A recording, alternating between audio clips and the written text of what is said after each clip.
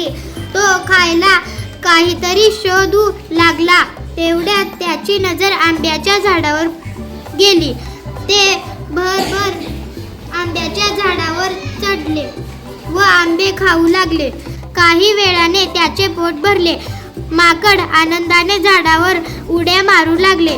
थकून ते खाली उतरायला लागले. तेवढ्यात त्याला एका फांदीवर चिमणीचे घरटे दिसले. घरट्यात चिमणीचे पिल्लू होते. ते चिवचिव करू लागले. कदाचित त्यांना भूक लागली असेल असा माकडाने विचार केला व ते पुन्हा झाडाच्या फांदीवर चढले.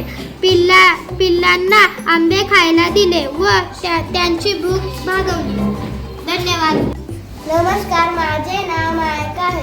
इयत्ता 5वी मी मजेशीर गोष्टीमधून चित्रांचं पुस्तक वाचणार आहे. मला रांगोळी काढायला खूप आवडते. एकदा शाळेत रांगोळी स्पर्धा होती. मी आईला विचारले, आई मी रांगोळी स्पर्धेत भाग घेऊ का? आई म्हणाली, नको, मुलं रांगोळी काढत नसतात, पण मला या स्पर्धेत भाग घ्यायचा होता. बाई म्हणाल्या, तू पण भाग घे, मुलं पण रांगोळी काढतात. मी भाग घेतला आणि रांगोळी काढली. या स्पर्धेत माझा 2रा नंबर आला.